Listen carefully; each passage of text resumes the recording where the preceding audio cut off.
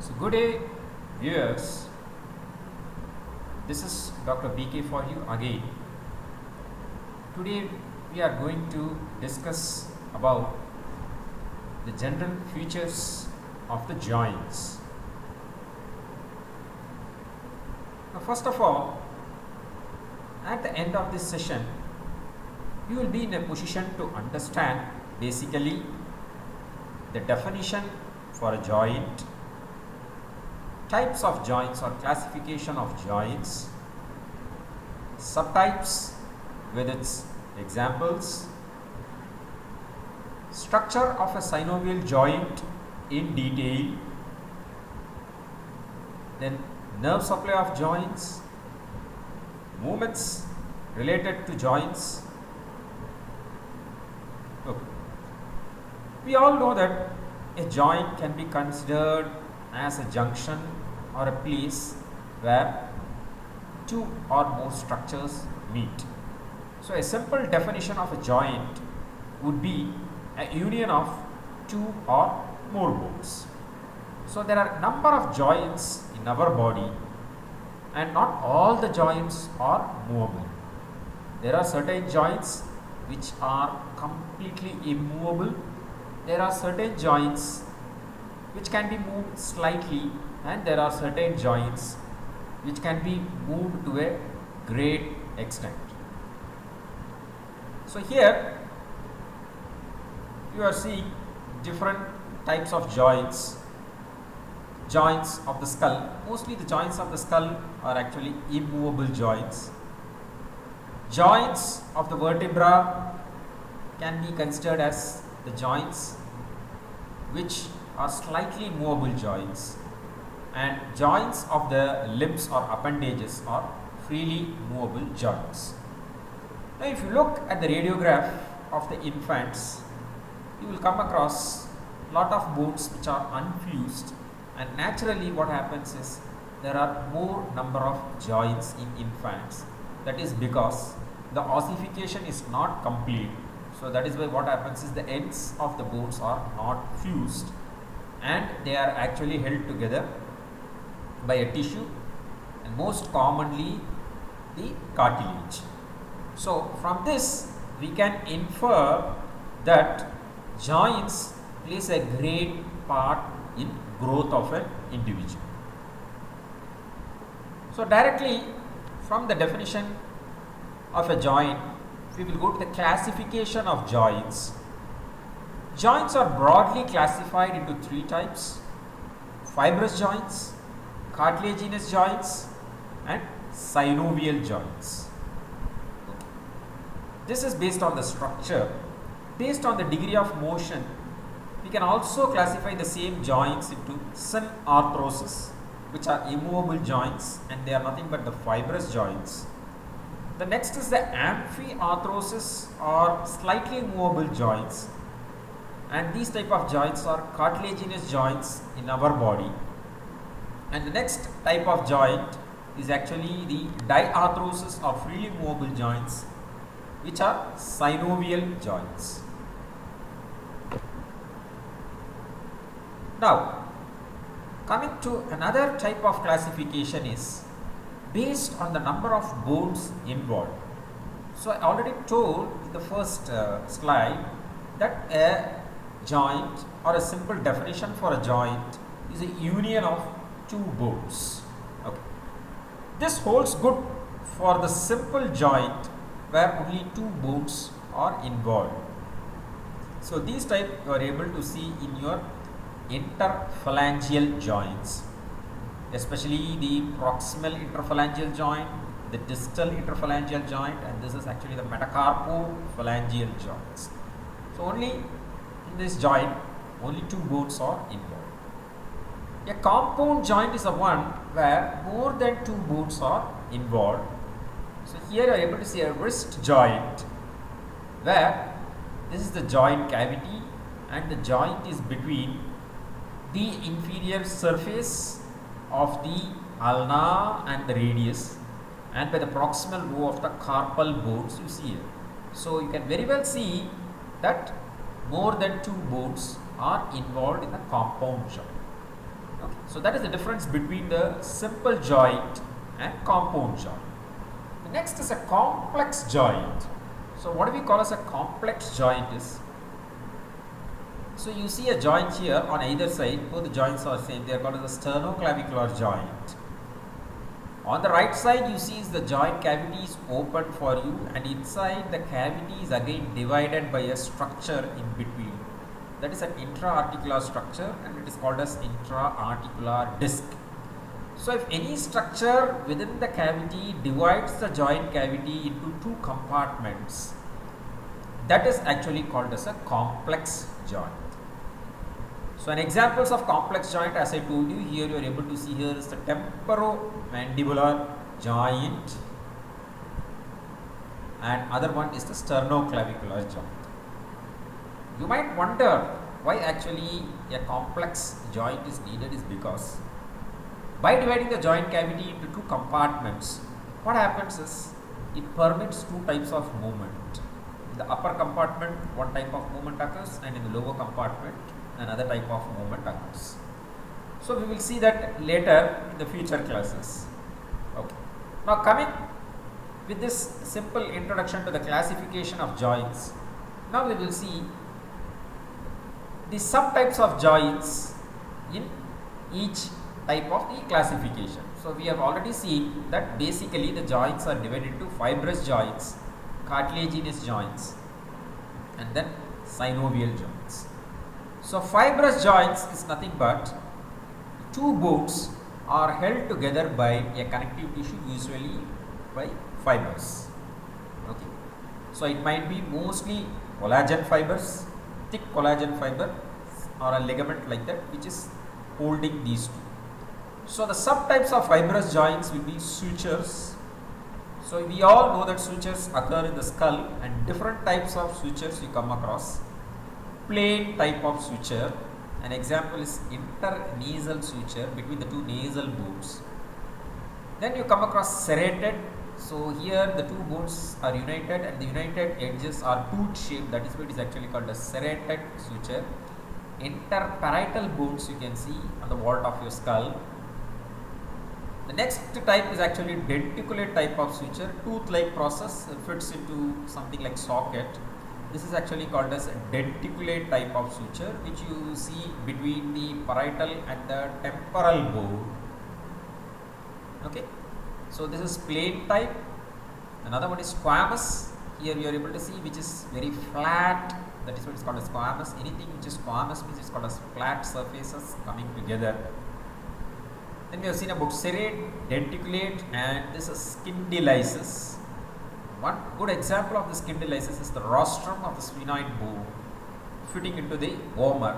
This you come across in the nasal septum. So septum, you all know that two nostrils you have. Because you have two nostrils, there is something in the midline which divides your nasal cavity into two nostrils. So that midline structure or the partition is the nasal septum. So fibrous joints, first we have sutures. Types of sutures are plain variety, you are able to see here, and in that you also have a squamous type of suture. Then you have serrate, you have denticulate, then you have scintillaceous. Now apart from that, in the neonates, you come across another type in the skull which is actually called as fontanettes. So here we are able to see in the skull, the bones are united by a fibrous membrane. This is actually called as fontanelles. So you have anterior fontanelle, you have posterior fontanelle, and of course you have two anterolateral and two posterolateral fontanelles. Now this fontanelles is mainly responsible for the molding of the skull, and when the skull has to pass through the birth canal during parturition, what happens is these bones of the vault, they slide over each other. That is one main reason, and not only for that, the second thing is it allows the growth of the brain, and that is another reason. Clinically, what happens is these fontanelles is very much useful for the clinicians to determine the intracranial pressure, to determine some drugs can be administered, but usually not done. Only in cases which are helpless we do that regarding the fontanelles. And all these fontanelles ossify or close by 18 months, that is by 1.5 years of age, all the fontanelles they fuse. The next subtype in the fibrous joints is actually called as the syndesmosis. So first we have seen sutures, so now we are seeing syndesmosis. So syndesmosis is actually a union between the two bones, which you are able to see here. This is actually the syndesmosis for you. The classical example is middle radioulnar joint, inferior tibiofibular joint. Okay, syndesmosis. So both the bones are united by mostly an interosseous ligament. The next type of fibrous joint, very typical, is the gomphosis. So the gomphosis is actually between the peg and the socket, you call it like that. The tooth fits into the socket is formed by the alveolar bone, and this is actually the dentine, and both will be united by the periodontal ligament. So actually the tooth fitting into the socket is a type of joint. Okay, so under the fibrous joints we have come across sutures, syndesmosis and gomphosis. Okay, next, coming to the cartilaginous joints, there are basically two varieties of cartilaginous joint. One is actually called as the primary cartilaginous joint, and the other one is actually called as the secondary cartilaginous joint. The primary cartilaginous joint is also called as synchondrosis. The other name for it is called synchondrosis. Chondra means cartilage because of the involvement of the cartilage. So the two bones are united by a cartilage in case of synchondrosis. Most classical example of synchondrosis is joint between the epiphysis, end of a long bone, and diaphysis. Hope you all remember about epiphysis and diaphysis, which we have seen in the last class in the skeletal system. So the epiphysis and diaphysis are united by an epiphyseal plate of cartilage. So now definitely you would have understood that this is a temporary joint, because once this epiphyseal plate of cartilage fuses and ossification is complete, then actually this joint disappears. Okay. So it's a temporary joint, synchondrosis, this variety, but permanently some type of synchondrosis joint is actually present in our body. What is actually between the first rib and the sternum? Between the first rib and the sternum is called as a chondrosternal joint, and all ribs between the rib and the cartilage is actually called as the costochondral joints. This chondrosternal joint and actually the costochondral joints. Okay. Now here I would also like to emphasize one thing is this. So joints are also responsible for the formation of certain cavities. So you all know skull is a cranial cavity, so many joints, sutures are involved.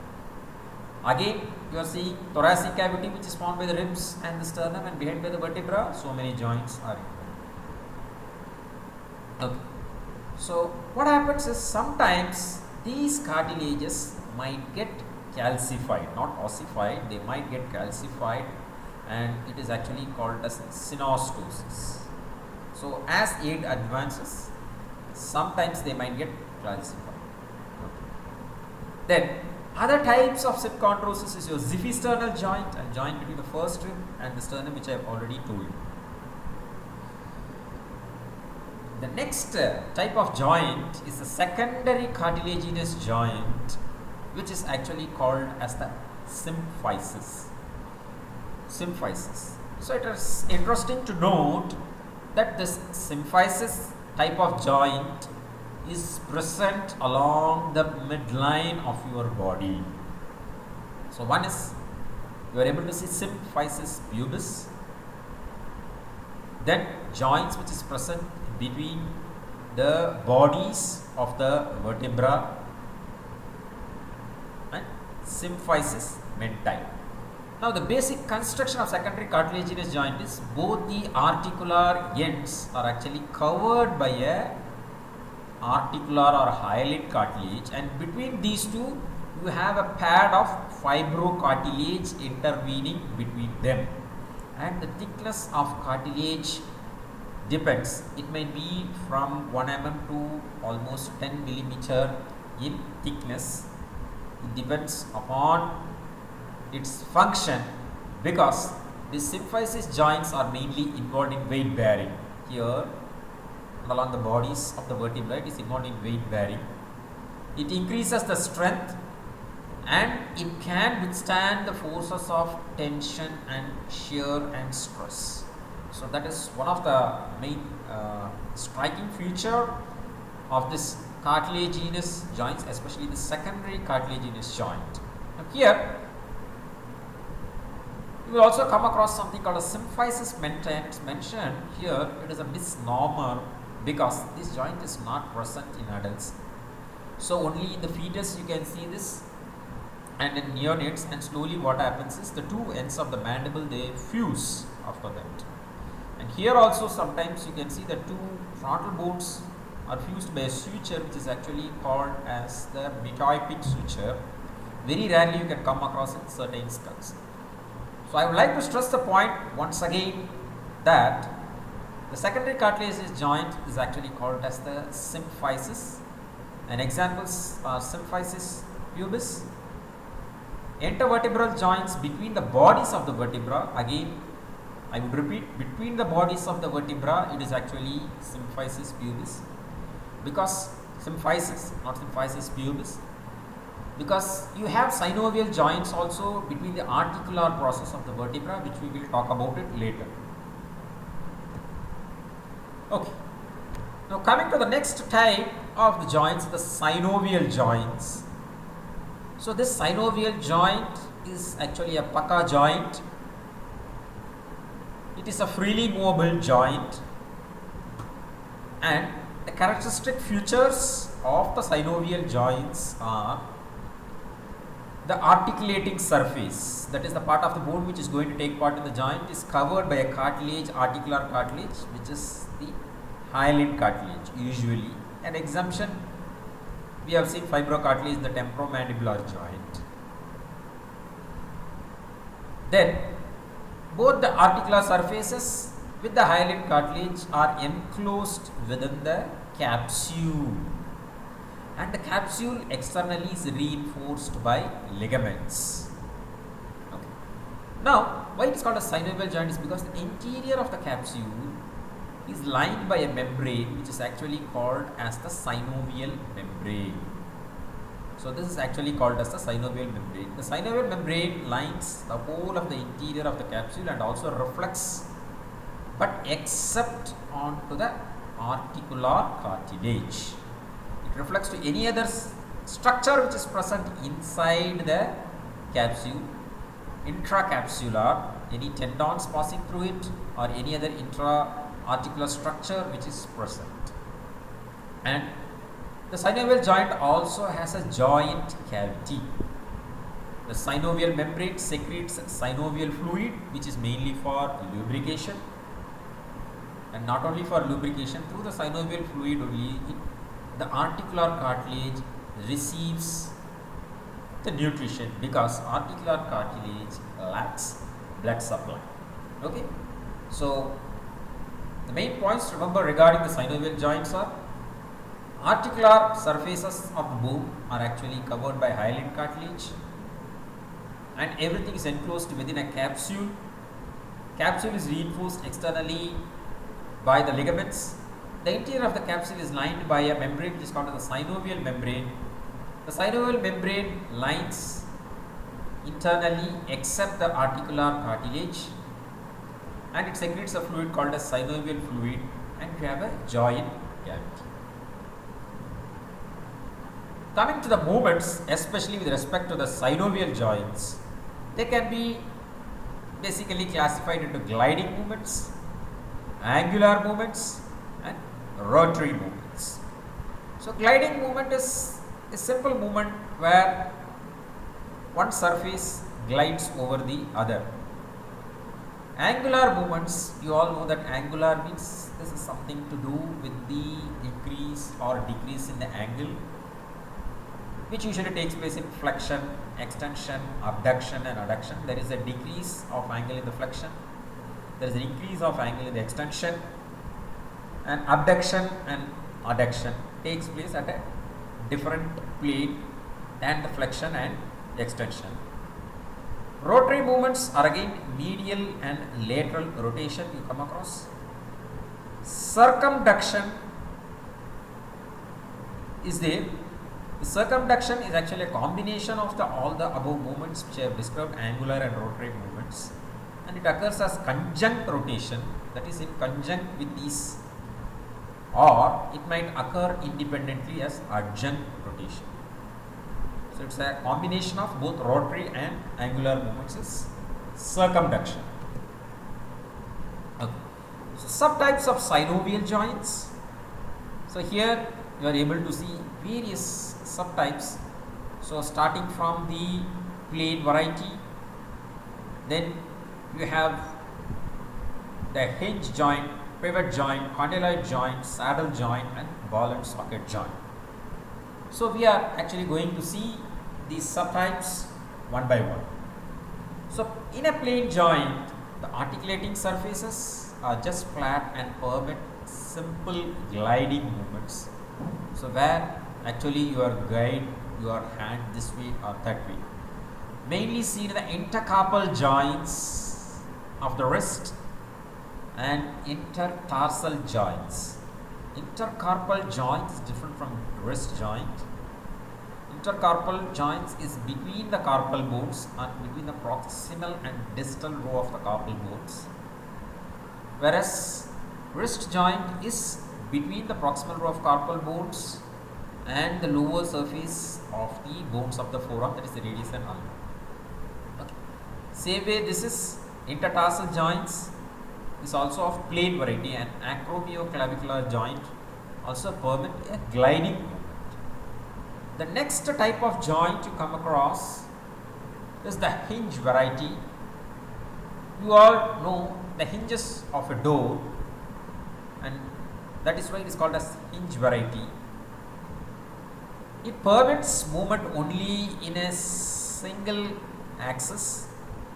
Mostly flexion and extension takes place. An example is the elbow joint, and other one is the ankle joint. Okay, so the movement taking place in the elbow joint is flexion and extension, and in the ankle joint you have dorsiflexion and plantar flexion. Only uniaxial movement is present. Okay. The other name for elbow joint can also be called as gingivimus joint. So we have seen about plane variety, then we have seen about hinge. So the next joint what you are able to see here is the pivot variety. Subtype of synovial joint is the pivot joint. The articular surface consists of a central pivot and a ring surrounding it. Okay. So basically you come across this type of joints in the superior radio-ulnar joint. Then other one is the median atlantoaxial joint. So in case of the superior radio-ulnar joint, the ring is fixed, whereas the central pivot rotates within the ring. So this occurs in the superior radio-ulnar joint, and mainly the movement caused by this joint is the pronation and supination. So when we use our hand to screw some objects or to unscrew some objects, so naturally what happens is this joint is very much indispensable for those movements. The next type of pivot joint is median atlantoaxial joint, which takes place between the dens of the atlas, second cervical vertebra, and the ring of the atlas, or it's also called as the arch of atlas. Now here what happens is, here the pivot is fixed, whereas the ring rotates. So it is the opposite of what takes place in the superior radio-ulnar joint. In this, pivot is fixed, pivot rotates and the ring is fixed, but here the pivot is fixed and the ring rotates. So a very simple explanation for this median atlantoaxial joint is when you say no movement, when you shake your head sideways, so that is actually the median atlantoaxial joint which is in action. So that is the median atlantoaxial joint. This is actually the odontoid process, and this is your arch of Atlas. For cervical vertebra, this pivot is fixed, whereas the ring rotates. The next type of joint which we are going to see is the condyloid joint. Condyloid joint consists of superiorly two surfaces which are convex on all sides, and that is why it is called as condyles, and they are also called as male surfaces. The inferior articular surface is slightly concave, and they are called as female surfaces. Again, movement mostly takes place in one plane. You all know that flexion and extension is the movement taking place in the knee joint. But there is also some degree of rotation. So that is why this knee joint can also be termed as a modified hinge variety. Okay, modified hinge variety. So one example is the knee joint, which is of condyloid variety, and other one is your temporomandibular joint. So this is the condyle of the mandible, which is convex surface. This is the concave surface which you actually see in the temporal tube. The temporomandibular joint is also called as bicondylar variety because both the units move together. You cannot move only one side of the joint alone. The next type of variety of synovial joint which you see here is the ellipsoid joint. So in the ellipsoid joint, an oval convex surface, you are able to see the oval convex surface fits into an elliptical concave surface. So convex surface fitting into an elliptical concave surface. That is why it is called as ellipsoid joint, because of the shape of the articulating surface, which is elliptical in nature. Movements mainly occurring in the wrist joint is what you are able to see here is the abduction and adduction. Then of course flexion and extension also takes place. So it is a biaxial joint. So from uniaxial we have moved to biaxial type of synovial joint, which is of ellipsoid variety. Some amount of rotation also takes place, that is circumduction, but it is atypical. There is no independent axis of circumduction in this. Only combination of these four movements will produce circumduction. So examples we have seen is wrist joint and atlanto-occipital joint. So atlanto-occipital joint is actually between the occipital condyles and the first cervical vertebra. So when you nod your head, when you want something, or when you say yes, you want to say yes, you nod your head, that movement is actually the S movement, and it is produced by the ellipsoid type of joint. The next type of joint is the saddle. You all know what is a saddle. The seat which is placed on the back of the horse is actually called as the saddle, for the rider to sit and ride on top of the horse. So since they somewhat resemble like a saddle, so that is why they are called as saddle joint. So in saddle joint, if you look at the articulating surfaces, they are reciprocally convexo-concave. So when this is convex, this looks concave. Here concave, convex. Here convex and concave. Okay. So it is a biaxial joint with some conjunct rotation. So that is, rotation occurs together with the other movements. An example is the sternoclavicular joint and the first carpo-metacarpal joint. Okay, so that is the movement showing with the articulating surfaces of the saddle joint. The next type of joint which you see here is the ball and socket variety. Very freely movable joint. Great degree and range of movement is present. Why it is called as a ball and socket joint is because one articular surface which is spherical and ball like fits into a cup shape or cavity or cup shape.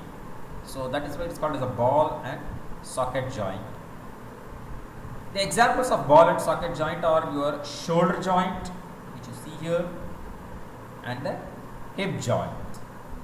So hip joint and shoulder joint are the two joints which are classical example of the ball and socket joint. Great degree of movement is there. Flexion, extension, adduction, abduction, medial rotation and lateral rotation takes place. Apart from that, circumduction occurs freely, which you will be able to see here. So free rotary movements, especially circumduction, takes place in the ball and socket variety. Okay, so it is actually, we can call it as polyaxial joint or multi-axial joint because movement takes place more than the two axes. So basically the axis of movement, it should take place around a transverse axis or it should take place around a vertical axis, and the third axis is actually the antero-posterior axis. So in ball and socket joint variety, movement takes place around all these three axes. So a little bit of joint kinesiology. So what is joint kinesiology is that branch which deals with the geometry of the articulating surfaces and its associated movements. We have already seen an example in the condyloid variety of joint. Nail surface which is larger and convex, it is actually called as a nail surface. A surface which is smaller and concave or slightly shallow, you call it as a female surface. And associated movements with respect to these joints or within these articulating surfaces are: one is rotary movements. We all know that head of the humerus rotates within the glenoid fossa of the scapula, which we have already seen here. The other one is the head of the femur rotates within the socket, that is the acetabulum of the hip bone. So these two are examples of rotation or rotary movements. I hope you all remember these movements which we have discussed in the beginning, introduction to anatomy classes, the basic movements. So flexion is actually decrease in angle, bending forwards. Only exemption is the knee joint, where it is bending backwards. Extension is the reverse of flexion. So abduction is moving apart towards the midline. Abduction is moving apart away from the midline. So pronation, bending or turning the palm downwards. Supination is the opposite of that. These two occurs in the superior radioulnar joint. It's an example of pivot variety I told you. Circumduction is actually movement involving all flexion, extension, adduction, abduction. So when you do circumduction, all these movements occur. You can notice that all these movements occur. So free circumduction mainly occurs in ball and socket variety. Inversion is actually turning the foot medially, and eversion. So this actually takes place in the subtalar joints. Subtalar joints. Now, here I would also like to tell one thing, that there are also joints inside our middle ear. Malleolo-insidial joint you have between the malleus and incus, and this is a type of ellipsoid variety. Then you also have a joint between the incus and the stapes. This is actually called as the insidiostapedial joint, and it is of ball and socket variety. So angular movements, rotation movements, and gliding movements is movement in which two flat surfaces move over each other. Example, we have already seen intercarpal joints and intertarsal joints. So in a movement, what type of movement is rolling movement, sliding movement and spin movement, you can see. In the rolling movement, if you look, For a mechanical axis, what happens is one end of the axis moves in one direction and the other end moves in the opposite direction, where the transverse axis is fixed, whereas in sliding movement what happens is the transverse axis moves. Then the next type of movement what you are able to see is the spin movement. Okay? We have rolling, we have sliding and spin movement. Coming to the position of the joint. So what is a closed pack position? A closed pack position is a very safe position for a joint, a very stable position for a joint. That is, the joint surfaces are congruent, which means the maximal surface contact is between the two articulating surfaces. It is most stable position, as I told you. All the ligaments are taut, that is in a tight position. This is called a closed pack position, and very good example is when you clench your teeth, your TM joint is in a closed pack position, and when you completely extend your elbow, when your arms and your forearms are extended completely, and that is actually the closed pack position for the elbow. All other positions of incongruency is actually called as loose pack position. So chances of dislocation are more prone in case of the loose pack position. So we have seen two positions, mainly the closed pack position and the loose pack position. What is a swing? When the mechanical axis moves in a short pathway or short arm of the arc, it is actually called as a cardinal swing. When the mechanical axis moves in an arc in the longest pathway, it is actually called as the arcuate swing.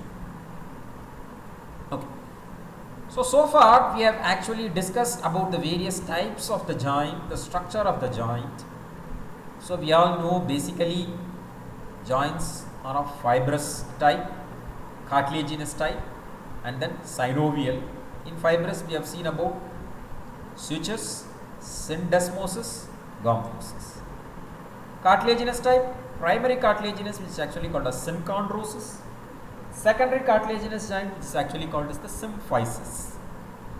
Then we have come to the synovial joint. So in the synovial joint, you have many subtypes or variety. You have plane variety, hinge, pivot, condyloid, ellipsoid, saddle, and finally what we have is the ball and socket variety. Based on the movement, you can also classify joint into synarthrosis, amphiarthrosis, diarthrosis. So which is immobile, slightly movable and freely movable joints. With respect to the synovial joint movements, it might be under one axis uniaxial, or it might be biaxial, or it might be polyaxial. Then of course we have also seen something about what is a simple joint, what is a compound joint, and what is a complex joint. Now we would like to discuss certain things about the stability of the joint. First and foremost, muscles produce a great degree of stability to any joint. The tone of the muscle is very much indispensable for the stability of the joint. The next comes the ligaments. So the ligaments are only secondary to the muscles, because when the ligaments, once they are stretched, what happens is they remain elongated for some time, because mostly these ligaments are made up of collagen fibers, except exceptionally certain ligaments which are more elastic in nature, which you come across in case of ligamenta flava. So that we will see when we deal with the vertebral joints. The The next is the bones, that is the articulating surfaces gives the stability, because when the articulating surfaces are equally proportional to each other and when they fit each other and they are congruent, then naturally it provides some stability, and atmospheric pressure also accounts to the stability of the joint. So muscles, which are very much indispensable, form the first line of stability. The ligaments, bones and atmospheric pressure all contribute to the stability of the joint. So now we will come to the blood supply of the joint. So blood supply of the joint is mainly formed by the neighboring arteries. They form a plexus. So they are actually called as periarticular plexus. There is anastomosis always around the joint. You know very well why there is not a single arterial trunk or stem when it is concerned with the joint, because when we bend, naturally that artery might get compressed and naturally it might lead to an interference in the blood supply, not only in the region of joint and sometimes the region distal to. So that is why always around the joints the blood vessels are present in the form of plexus. The branches from this plexus, they pierce the capsule, and naturally what happens? They will form a circulus arterius vasculosus. And from there what happens is they supply the capsule and other structures, but not the articular cartilage. Again, definitely we can understand, because if any artery is going to supply the articular cartilage directly, then during the movements the artery might get compressed. So that is why articular cartilage receives its nourishment from the synovial fluid diffusion. So nerve supply of the joint, so capsule and the ligaments have a very rich nerve supply. Comparatively, synovial membrane has a poor nerve supply. So the sensations are mainly autonomic and pain sensations, and also you have proprioceptive sensations, that is the joint and muscle sense to the joint. Okay, proprioception to the joint and also to the muscles. So nerves are mainly pain sensations they carry, and also they carry proprioceptive impulses from the joint. So what is the Hilton's law is, a motor nerve supplying a muscle acting on the joint will also give a branch to the joint and also give another branch to the skin covering the joint. Okay, so I repeat, a motor nerve supplying a muscle acting on a joint supplies a branch to that joint also, and also to the skin covering the joint. Is it clear for you regarding the Hilton's law? So now, we are to the final aspect of this session. Coming to the applied aspects, the most common thing is joint displacement. So when one articular surface slides out or moves out of the socket, then it is actually called as a joint displacement. Now, we adults, mostly we all know, acquired displacement of joint is mainly due to some mechanical injury or trauma, or due to some over excessive movement of the joint, which might cause this displacement. But there are also congenital displacement. So this you are able to see dislocation of a joint. You are able to see the metacarpophalangeal joint, so it has slipped away. In congenital dislocation, mainly you are able to see the hip.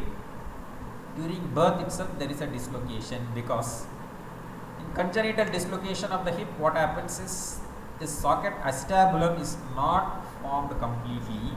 So because it is shallow or it is not complete, what happens is the head of the femur often slips away from this acetabulum cup.